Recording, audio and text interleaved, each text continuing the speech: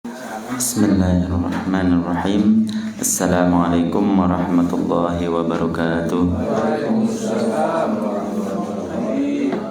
Alhamdulillah, lahun ni'matu wa lahul fadlu wa lahul thana'ul hasan. Wa salawatullahil badir rahim wal malaikatil muqarrabin ala sayyidil mursalin Muhammadin wa ala alihi wa sahbihi at-tayyibin at-tahirin. Allahumma la sahla illa ma ja'altahu sahla wa anta ya hayyu ya qayyum taj'alul hazna idza syi'ta sahla. Allahumma akrimna bil ikhlasi fin niyyati wal qawli wal amal. Alhamdulillah, puji syukur kita panjatkan kepada Allah karena pada pagi hari ini Allah masih memberikan kita panjang umur, masih memberikan kita kesempatan untuk selalu mengkaji ilmu-ilmu agama yang daruri dalam keadaan sehat wa afiah. Shalawat serta salam semoga tetap tercurahkan kepada junjungan kita Nabi Agung Nabi Muhammad sallallahu alaihi wasallam. Sebelum kita memulai kajian kita, mari kita tata niat kita, mari kita niatkan di dalam hati kita menghadiri majelis ilmu hanya mengharapkan ridha Allah subhanahu wa ta'ala semata. Dan mari kita membaca Al-Fatihah yang kita tujukan yang masih hidup, terutama guru kita yang masih dalam keadaan sakit. Semoga Allah subhanahu wa ta'ala mengangkat penyakitnya, Allah ta'ala sembuhkan penyakitnya. Semoga Allah subhanahu wa ta'ala memberikan kekuatan kepada keluarga-keluarganya, khususnya guru kita, dan pulih sedia kala.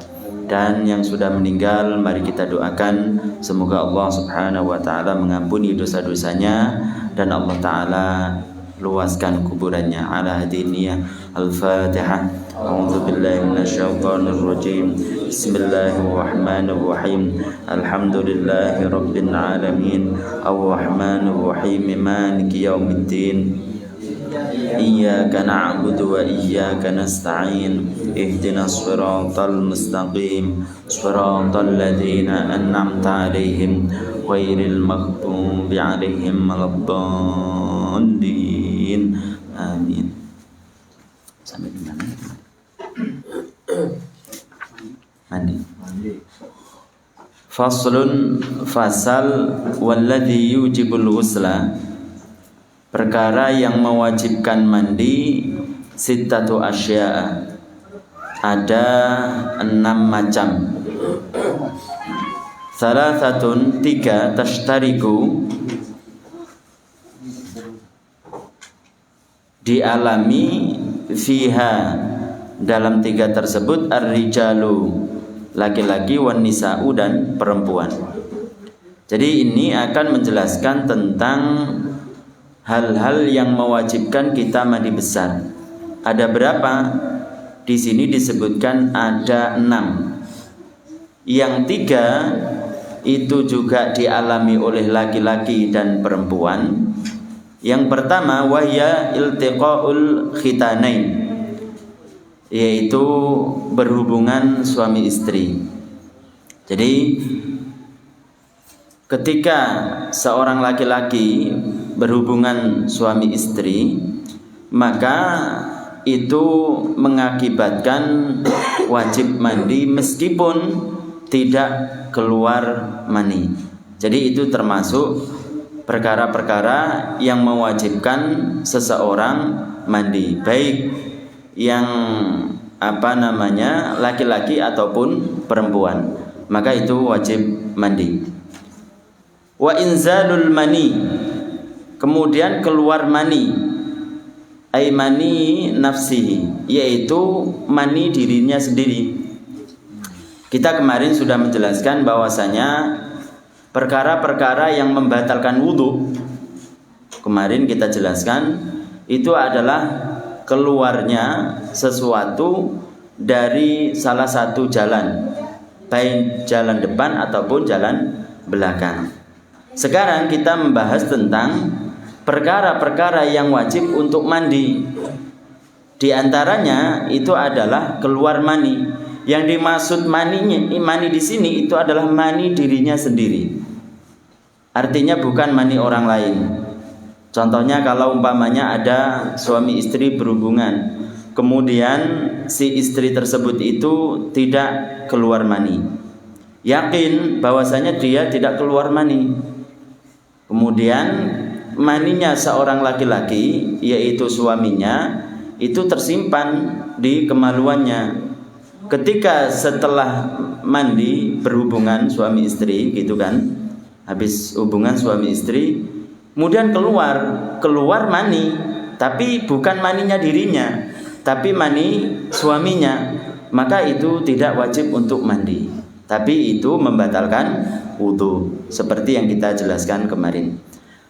Ciri-ciri mani kita udah tahu. Ciri-ciri mani itu adalah merasa enak, kemudian keluarnya dikit demi sedikit, atau ketika kering itu seperti putih telur, dan ketika basah itu seperti bau adonan. Itu salah satu dari mani tersebut itu ada, yaitu ketika seseorang itu mengeluarkan cairan, dan salah satu tanda-tanda itu ada, maka itu adalah mani. Maka itu adalah mani. Terkecuali nanti kalau seseorang itu ragu apakah ini wadi atau tidak. Jadi wadi itu adalah cairan yang keluar, dan keluarnya itu tidak ada tanda-tanda alamat, ataupun istilahnya madhi, yaitu ketika mempuncaknya syahwat. Maka ketika mempuncaknya syahwat, begitu ada cairan-cairan yang keluar, tapi tidak ada satu tanda-tanda itu, maka itu adalah madhi. Maka di situ tidak wajib untuk mandi besar. Hanya madhi itu dihukumi najis. Jadi wajib untuk dihilangkan, seperti halnya keterangan-keterangan tentang masalah bab najis. Kalau seseorang ragu ini madhi atau mani, begitu kan, maka dia boleh memilih. Apakah dia bisa memilih mani? Berarti kalau mani wajib untuk mandi, tidak wajib untuk dihilangkan, ya kan?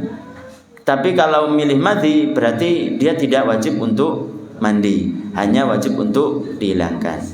Jadi karena itu adalah perkara yang najis. Kemudian yang berikutnya adalah wal mautu, meninggal. Wal mautu, dan mati. Kecuali dari orang-orang yang mati syahid, ya kan? Wala yughassalu wala yusalla alaihi. Jadi kalau orang yang mati syahid itu kan tidak dimandikan dan tidak disolati. Kenapa? Karena darahnya itu menjadi bukti bahwasanya dia meninggal membela agama Allah Subhanahu wa taala, dan tidak disolati karena ya sudah diampuni oleh Allah Subhanahu wa taala. Jadi wajib bagi orang muslim, jadi kewajibannya itu diperuntukkan untuk yang hidup. Kan kalau sudah meninggal itu kan yakhruju anit taklif, jadi keluar dari beban. Jadi diwajibkan itu bagi orang-orang yang tahu keadaannya. Ada orang yang meninggal dari kalangan orang muslim, kemudian dia itu adalah orang yang seperti kita.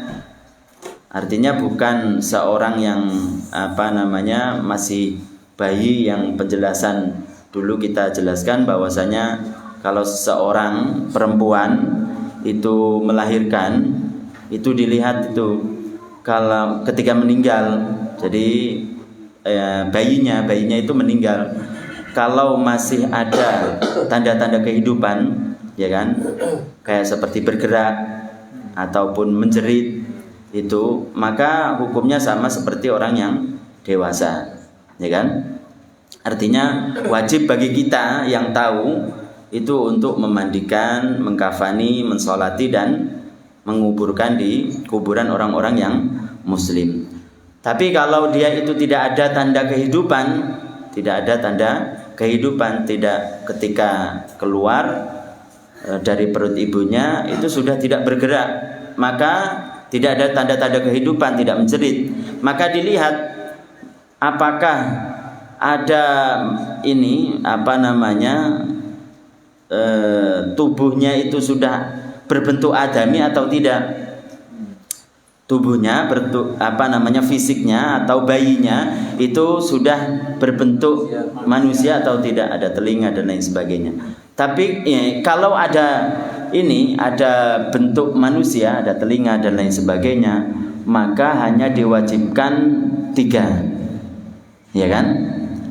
Hanya wajib 3 kecuali adalah sholat, tidak disolati.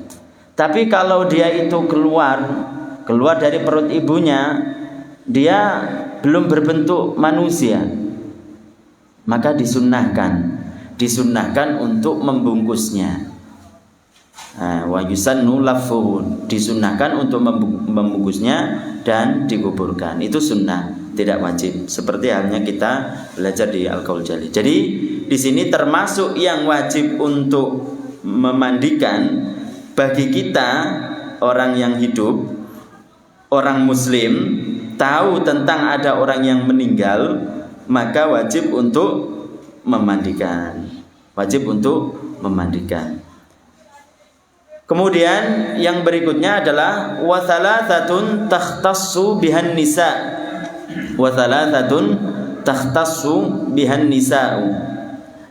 Yang ketiga itu tertentu pada perempuan.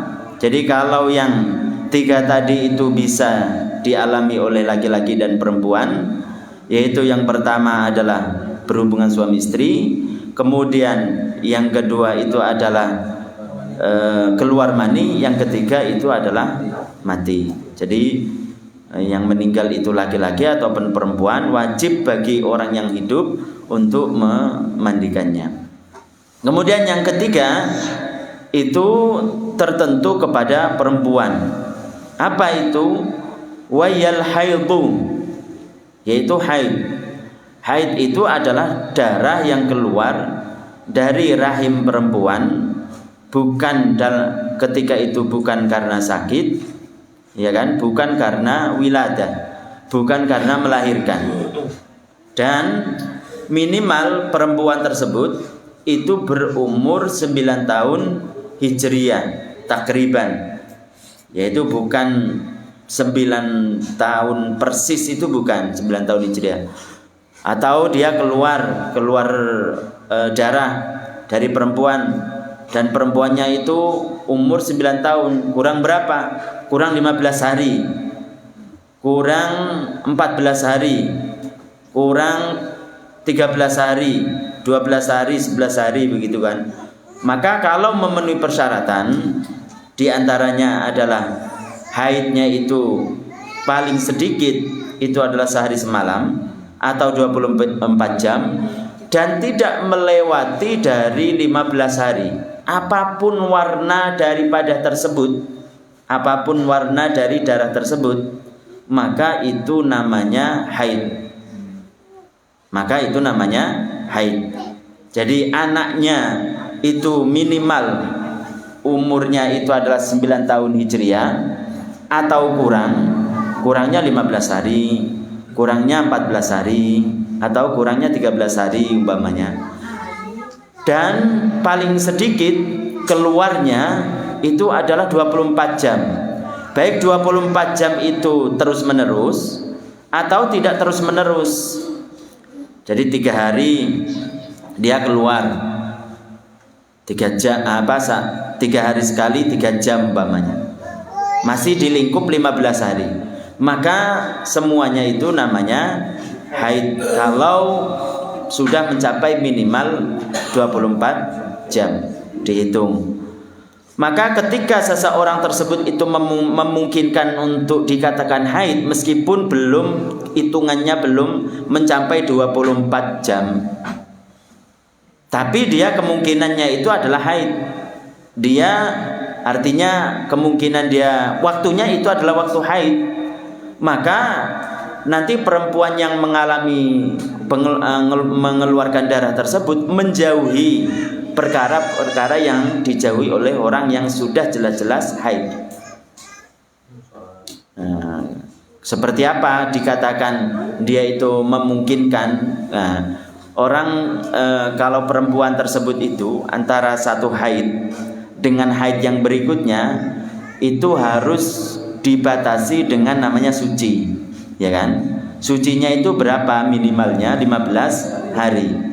Kalau dia itu keluar haid dari yang pertama, kemudian pada haid yang kedua itu kurang daripada 15 hari waktu suci, berarti itu tidak memungkinkan untuk haid berarti.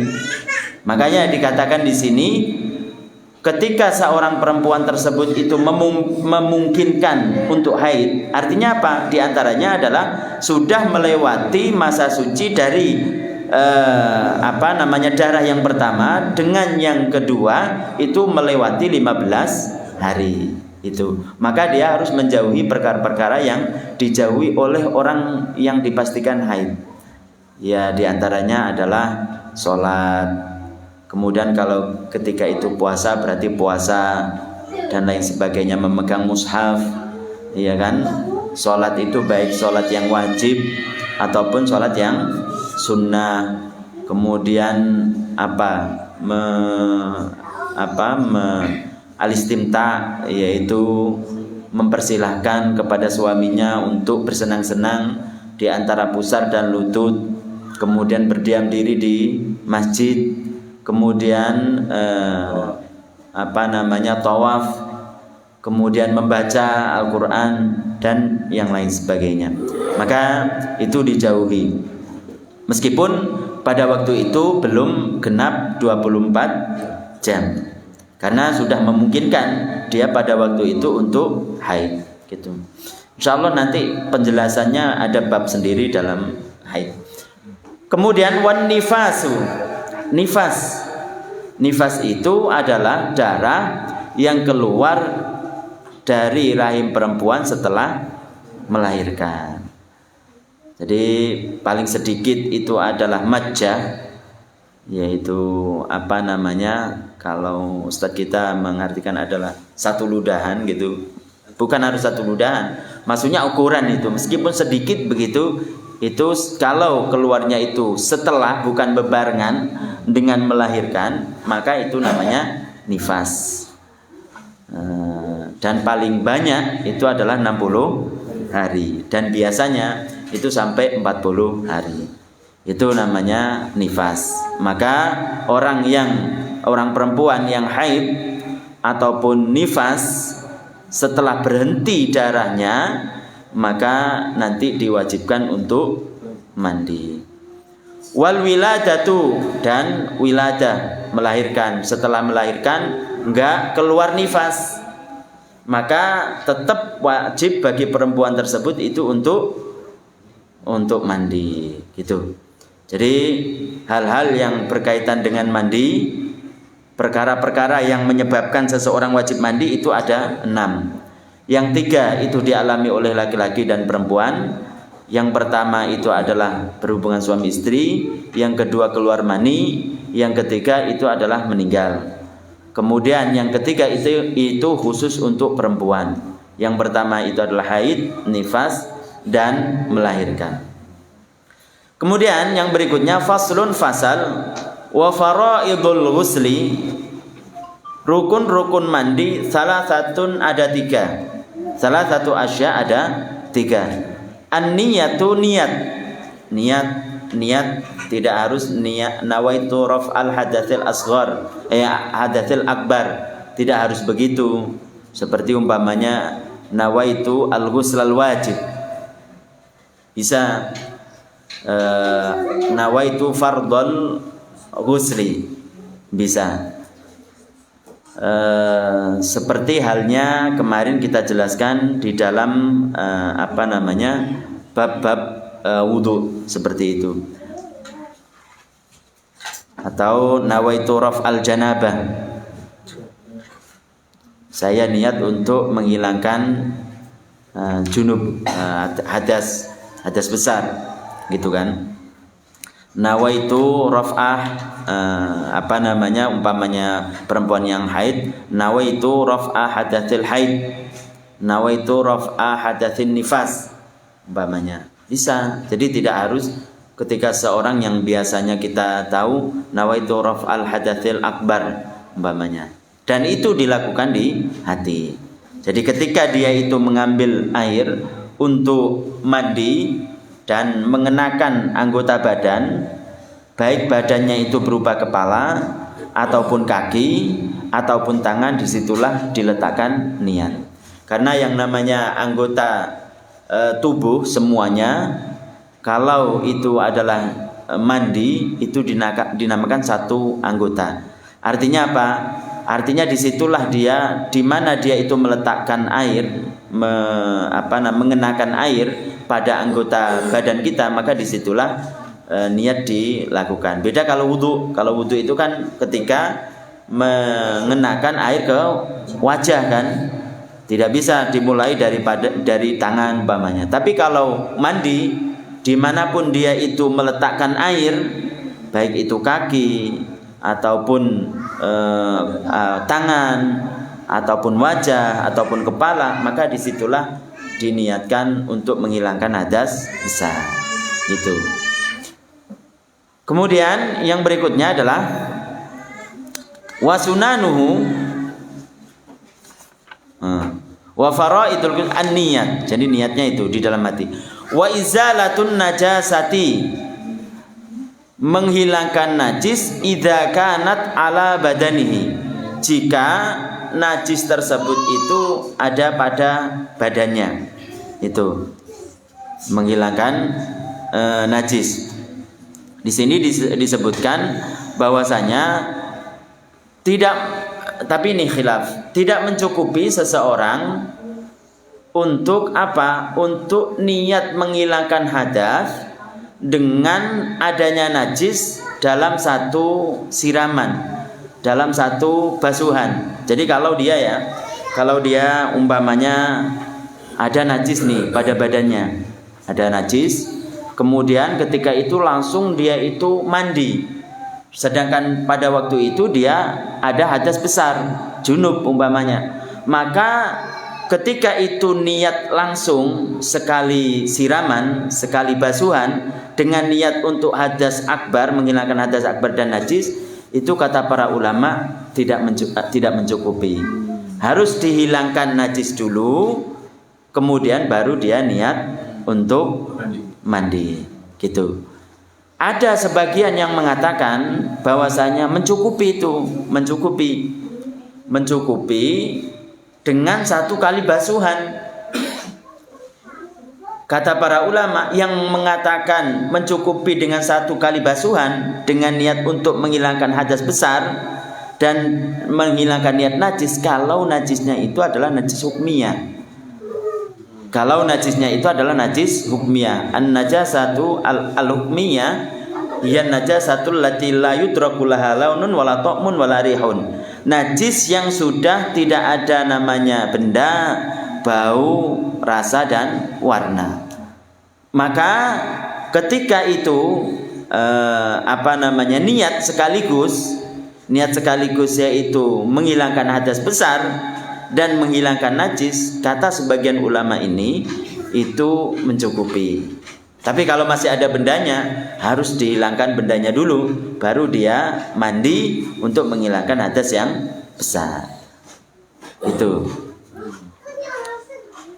Wa isalul ma'i ila jami'i sya'ri wal basharati. Kemudian, jadi yang pertama niat, yang kedua menghilangkan najis, yang ketiga makanya di alkohol jali nggak ada ya. Nggak ada. Yang rukunnya itu ada dua. Yang pertama niat, yang kedua ta'mimu jami'il basyari wasya'ar. Jadi meratakan semua kulit dan rambut. Jadi wa isalul ma'i ila jami'i sya'ari wal basyarati, meratakan air pada semua rambut dan kulit. Dan ini pada rambut dan kulit itu tidak ada yang terkecuali, harus dikenakan air. Baik itu ketika itu biasanya kalau kita jelaskan tentang wudhu itu kan wajib untuk mengenakan air pada anggota wudhu, tangan umpamanya. Baik di situ ada goresan-goresan ataupun di situ ada rambut yang tebal ataupun di situ ada daging tumbuh dan lain sebagainya.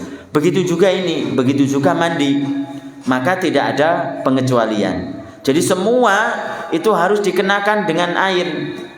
Anggota-anggota badan kita itu harus dikenakan dengan dikenai air. Terutama bagian yang biasanya mungkin bagian yang gemuk-gemuk itu kan, lipatan-lipatan itu juga harus dikenakan air. Juga perempuan biasanya dia itu pakai anting kan. Kemudian habis itu ini enggak ada atau ada lubang begitu, maka itu juga harus dikenakan air. Jadi pada anggota-anggota badan yang zahir, yang kelihatan oleh kita, yang apa namanya ya, yang zahir, maka itu wajib untuk dikenakan air. Pusar, ya kan? Kemudian telinga yang ada yang lekukan-lekukan itu juga harus dikenakan air. Jadi kita harus memadukan antara kita mengenakan air keseluruhan dengan hemat untuk menggunakan air. Makanya kan kalau apa namanya memakai air itu ya gitu, pakai air di apa namanya ditaruh di tangan, kemudian habis itu digosok-gosokkan umpamanya. Gosok-gosokkan ke anggota badan yang kanan dulu, kemudian habis itu kiri gitu, kemudian habis itu kepala dan lain sebagainya. Itu juga kalau kita kan biasa satu ini gayung itu semuanya di ini kan itu keran umpamanya itu kan lebih mantap lagi itu. Tapi ya gitu, banyak menghamburkan air gitu. Kemudian yang berikutnya adalah, jadi sudah kita jelaskan perkara-perkara yang mewajibkan untuk mandi ada 6, kemudian rukun-rukunnya ada 3, kemudian yang berikutnya adalah kesunahan-kesunahannya. Wasunanuhu, dan kesunahan-kesunahan mandi itu khamsatu asya, itu adalah ada 5. At-tasmiyatu, baca bismillah sebelum ini apa namanya, sebelum kita mandi. Kata para ulama, membaca bismillah itu kalau bisa itu di luar kamar mandi. Kalau dulu itu kan orang membuat kamar mandi itu kan terpisah antara tempat mandi dan WC. Maka disunahkan untuk baca bismillah dan mengucapnya itu ya di kamar mandi. Karena apa? Karena di dalam, karena kalau dulu itu enggak campur gitu, enggak campur, terpisah begitu, terpisah. Maka kalau sekarang nyampur bagaimana? Ya udah di luar. Ketika kita umpamanya mau masuk, kita kan biasanya ada wastafel itu kan, itu kita apa namanya berwudu umpamanya, kemudian baca bismillah, atau kita niatkan untuk mandi pada waktu itu dengan membasuh tangan dulu umpamanya, itu ya nggak jadi masalah. Jadi usahakan kalau umpamanya baca bismillah itu di luar kamar mandi, yang kamar mandinya itu nyampur antara tempat mandi dan WC. Kemudian wal wudu'u qablahu, dan wudu sebelumnya, sebelum dia itu mandi, sebelum dia mandi. Di sini disebutkan itu adalah yang sempurna. Maksudnya didahulukan wudu kemudian mandi. Bisa saja umpamanya orang itu wudu setelah mandi juga dapat kesunahan. Di sini disebutkan wayanwi bihi al-muktasilu sunnatal ghusli. Maka seseorang tersebut hendaknya ketika dia berwudu yang menjadi kesunahan mandi, dia niatnya apa? Niat sunnah mandi. Nawaitu sunnatal ghusli, kan disuruh wudu tadi. Niatnya apa? Bukan niatnya itu untuk raf'al hadath, bukan untuk menghilangkan hadas kecil gitu. Tapi apa? Sunnatal ghusli. In tajarradat janabatuhu anil hadatsil asghar. Jika janabahnya dia wajib mandi itu tidak ada perkara yang mewajibkan dia untuk wudu. Kayak seperti umpamanya begini. Seseorang itu duduk dengan menetapkan pantatnya. Habis itu dia keluar mani karena mimpi dan lain sebagainya. Itu kan wajib mandi itu. Wajib mandi tapi tidak batal wudunya. Maka di sini dia apa? Wudu. Ketika wudu itu dia niatnya adalah sunnatal ghusl. Nawaitu sunnatal ghusli, bukan niatnya itu adalah rafal hadatsil asghar, karena dia itu tidak batal wudunya. Tapi dia niatnya adalah sunnatal ghusli. Dia niat untuk kesunahan mandi. Tapi meskipun dia tersebut itu tidak batal wudunya, tapi kan tetap dia wajib untuk mandi. Itu caranya. Jadi ketika seseorang tersebut itu tidak ada yang mewajibkan dia untuk berwudu karena tidak ada hadas kecil, maka disunnahkan untuk wudu ketika dia mau mandi. Lah, bagaimana niatnya? Kalau dia itu tidak ada yang mewajibkan dia untuk berwudu, tidak ada hadas kecil bagi dia, maka dia niatnya adalah sunnatal ghusli. Dia niat kesunahan daripada mandi.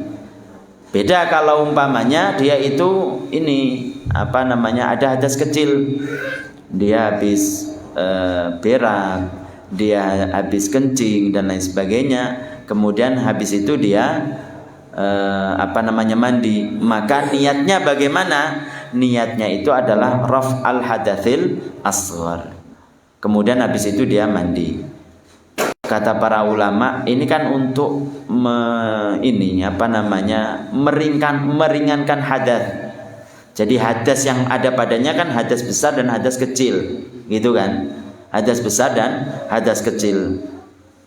Kemudian dia itu wudu dengan niat untuk menghilangkan niat hadas kecil. Lah itu kan kalau di persen 100%, 25% udah nggak ada. Iya kan? Tinggal 75% hadas besar. Tapi seandainya pun dia itu langsung sekaligus bisa, kan ini kesunahan. Ini adalah kesunahan. Lah orang kalau mengerti seperti ini, ingin mendapatkan pahala yang lebih banyak, tentu dia tidak akan meninggalkan kesunahan. Tentu dia tidak akan meninggalkan kesunahan. Tapi ketika seseorang tersebut itu mau melakukan, kan harus butuh ilmu, harus tahu, begitulah.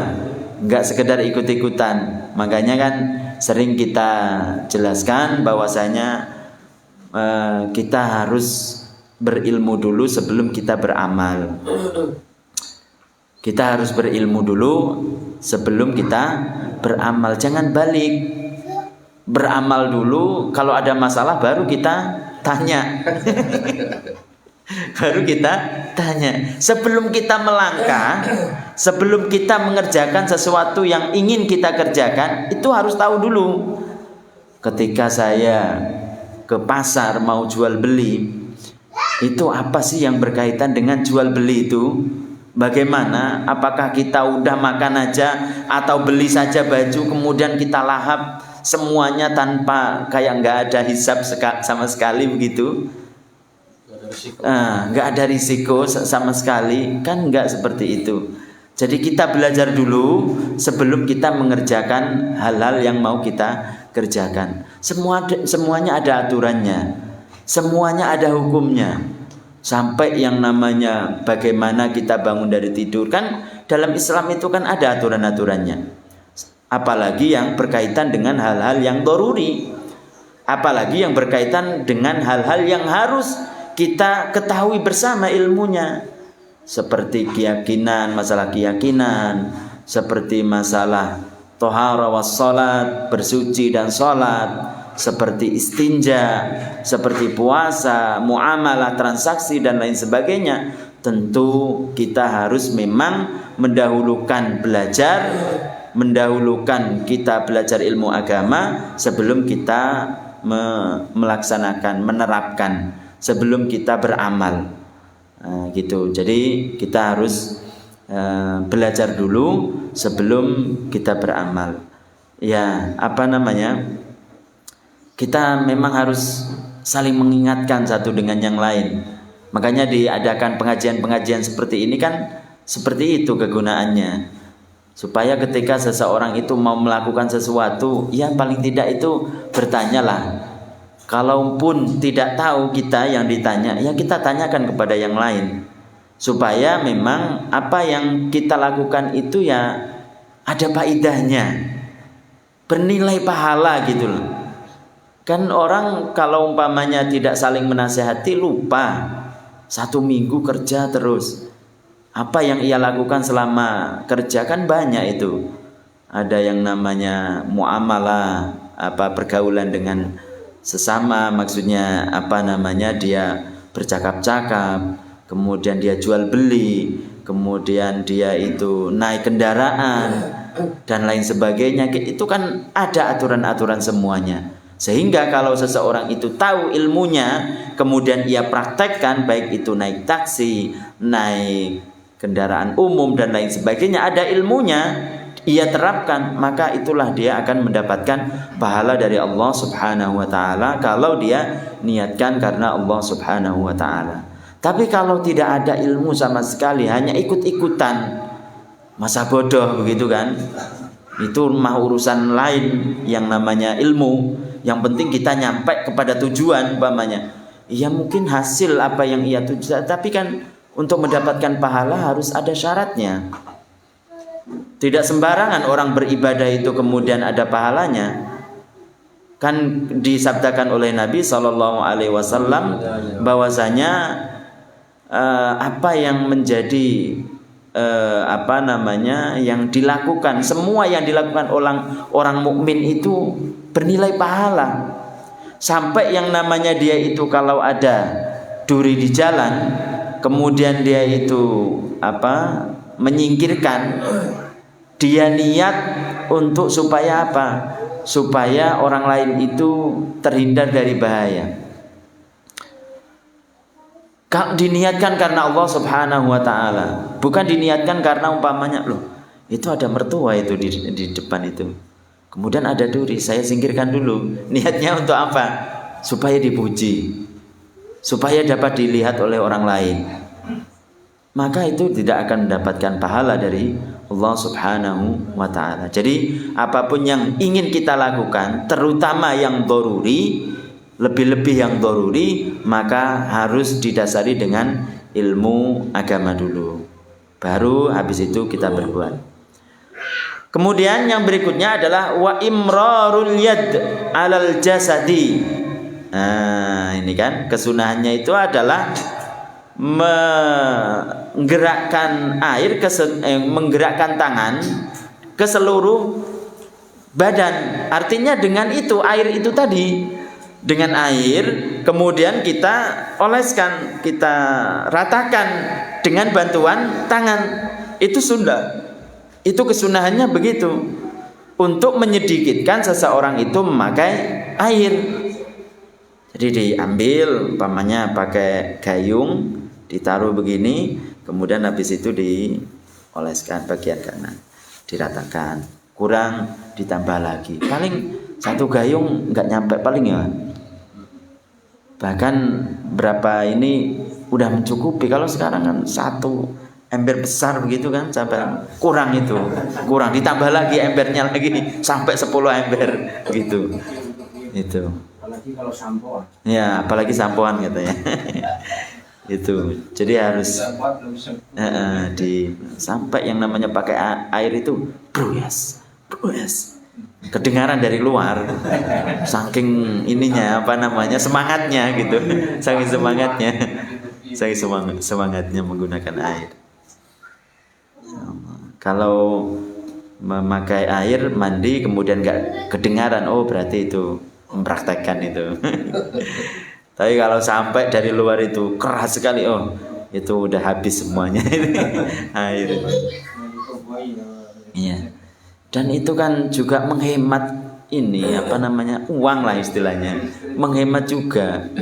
Ya kalau ya meskipun seandainya dari suatu daerah itu banyak air, iya tetap disunahkan untuk menghemat air. Apalagi yang hidupnya di kota perkotaan kayak kita.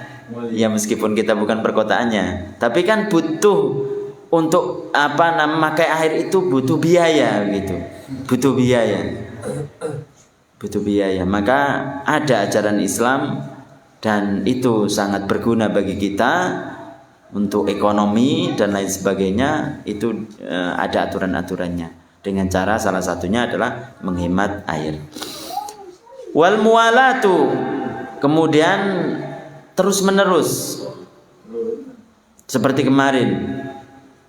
Wal muwala, terus menerus, artinya satu anggota dari yang ia basuh sebelum kering kemudian diikuti dengan anggota yang lain, seperti muwalah kemarin kita jelaskan.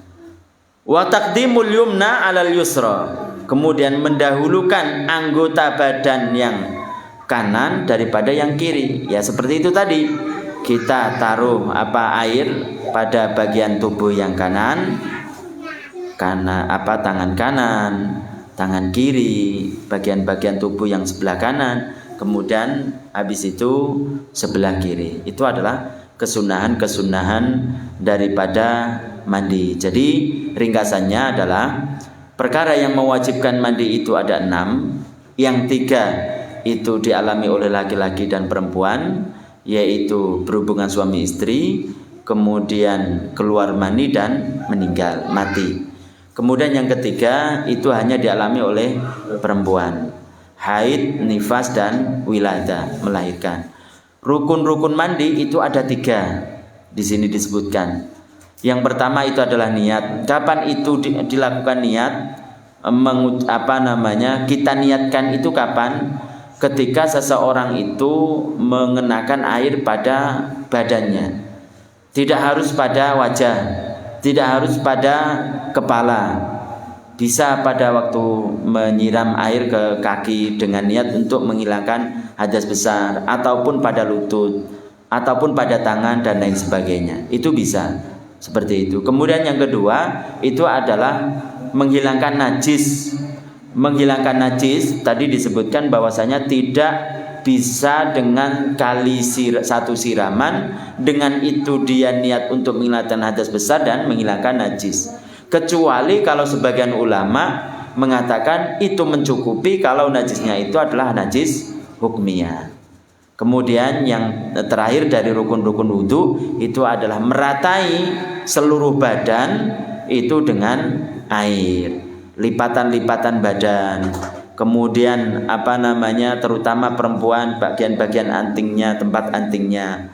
Kemudian juga telinga, lipatan-lipatan telinga dan lain sebagainya. Pusar, terutama bagi yang gemuk itu memang harus diratai semua badannya. Kemudian kesunahan-kesunahannya sudah kita sebutkan tadi, diantaranya adalah bismillah. Jadi kalau tempat mandinya itu campur dengan WC, itu kita niat atau kita baca bismillah itu ketika di luar. Kemudian wudu qablahu, jadi kita niat untuk niat untuk kesunahan mandi jika seseorang tersebut ketika mau mandi itu tidak ada hadas kecil. Tapi kalau ada hadas kecil maka tetap dia itu niat untuk menghilangkan hadas kecil. Kemudian wa imrarul yad alal jasad, yaitu menggerakkan tangan ke seluruh badan. Jadi dengan bantuan tangan tersebut menjadikan air itu lebih sedikit. Dengan cara itu tadi, air tersebut itu ditaruh di tangan, kemudian habis itu digosok-gosokkan, digerak-gerakkan pada bagian badan dengan niat itu tadi niat untuk menghilangkan hadas besar. Jadi menggerakkan tangan itu dengan bantuan tangan, meratakan air dengan bantuan tangan itu kan tadi sunnah. Tapi kalau niatnya untuk menghilangkan hadas besar itu adalah wajib gitu.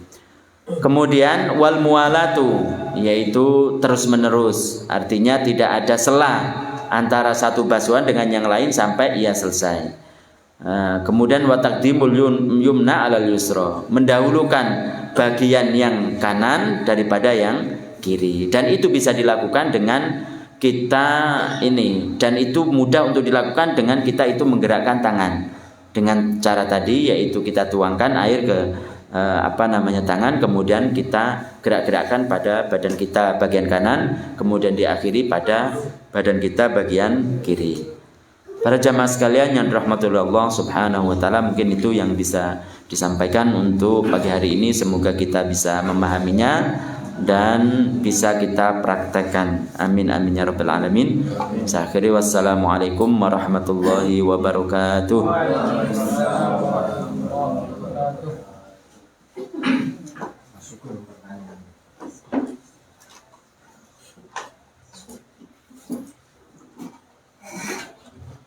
Alhamdulillah.